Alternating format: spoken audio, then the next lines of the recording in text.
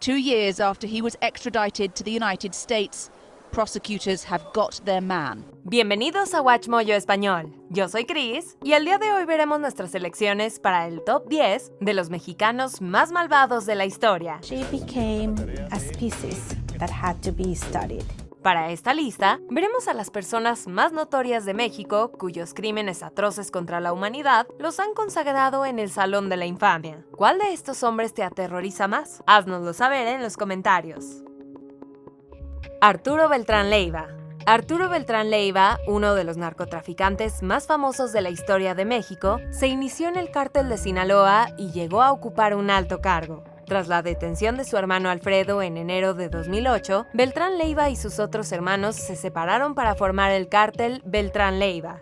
Dubbed the boss of bosses, Leiva was one of Mexico's most wanted men. Beltrán Leiva, quien ahora ejercía un gran poder en el terreno, se infiltró en las fuerzas del orden de México, lo que le permitió traficar drogas con éxito a Estados Unidos. También controlaba un despiadado grupo de asesinos, los cuales ganaron infamia por sus violentos asesinatos de sus rivales y agentes de policía.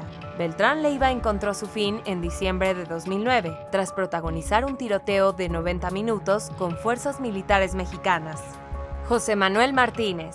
Conocido por el apodo de El Mano Negra, José Manuel Martínez desarrolló, al parecer, una carrera como sicario para múltiples cárteles de la droga mexicanos. Sí. Oh, yeah, they do.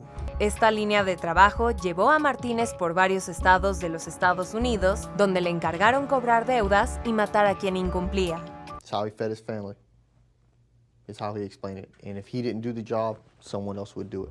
Aunque, según el sicario, no todos sus crímenes estaban relacionados con el negocio de la droga. Martínez confesó que en total había matado a más de 30 personas, todos hombres, y que algunos incidentes se remontaban desde los 80.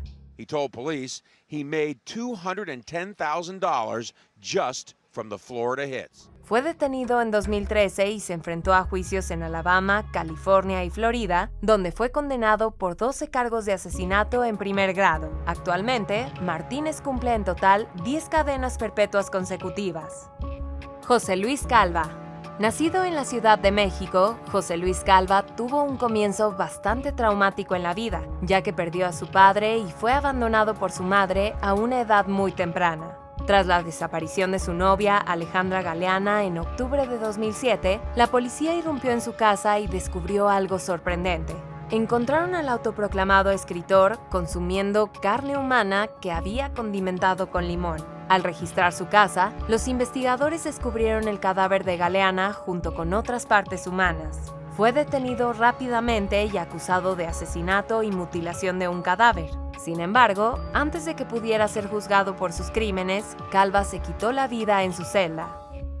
Raúl Ociel Marroquín. Entre septiembre y diciembre de 2005, Raúl Ociel Marroquín secuestró a 6 hombres que conoció en un bar gay en el centro de la Ciudad de México. El exsargento del ejército los llevó a su casa o a un hotel cercano, donde los retuvo como rehenes y exigió un rescate a sus familias. Impulsado por su desprecio hacia la comunidad homosexual, Marroquín acabó con la vida de 4 de sus víctimas, a pesar de que algunas de sus familias pudieron pagar por su liberación. Después se deshizo de los cadáveres metiéndolos en maletas, las cuales abandonó en distintos lugares de la Ciudad de México. Marroquín fue detenido en enero de 2006 y condenado a 300 años de prisión. Gregorio Cárdenas Hernández.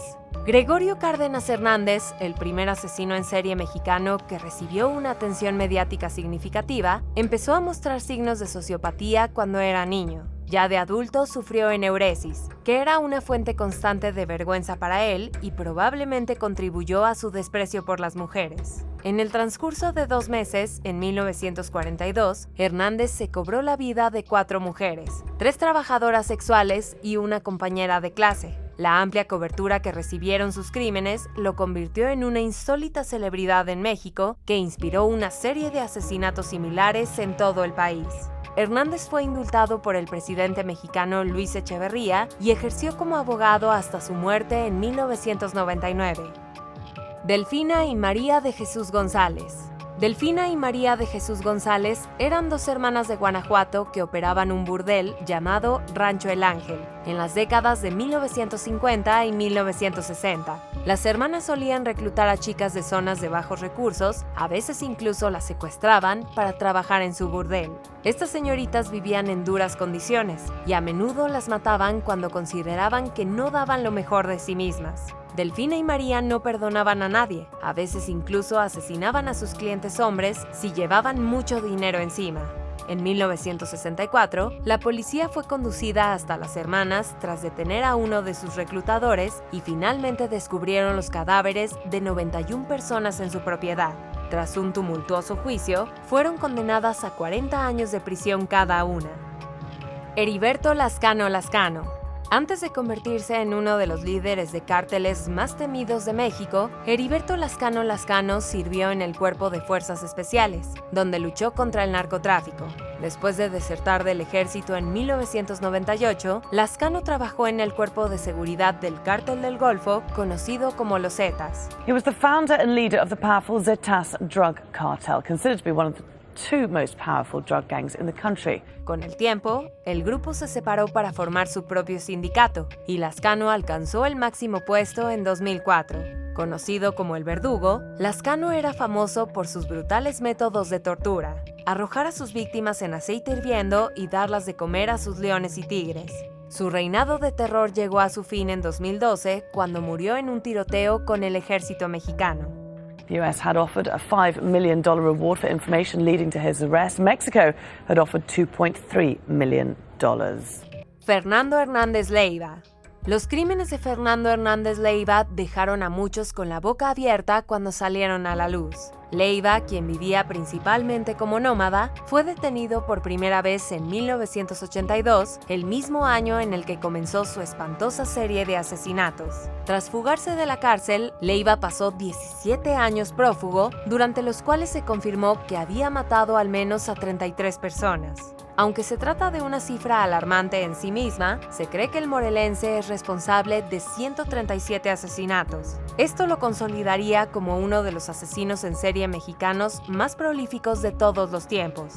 Leiva fue detenido de nuevo en 1999 e intentó sin éxito quitarse la vida mientras estaba bajo custodia. Su liberación está prevista para 2049.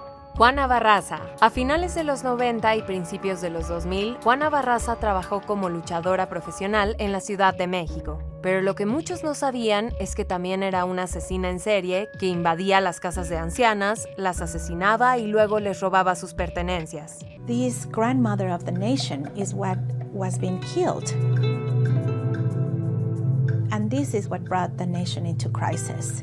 It is because they were elderly women that police deploy a whole task force. Muchos testigos presenciales descubrieron al culpable como una mujer de aspecto masculino, lo que llevó a la policía a suponer que debía tratarse de un hombre vestido con ropa femenina. They were looking initially for a man, even though witnesses kept on saying that she was a woman that was wearing a wig, that had makeup, but they couldn't conceptualize of a female serial killer. No fue hasta enero de 2006 cuando Barraza fue detenida mientras huía de la casa de su última víctima, cuando se aclaró su confusión. Conocida como la Mataviejitas, Barraza fue declarada culpable de 16 asesinatos y condenada a 759 años de prisión.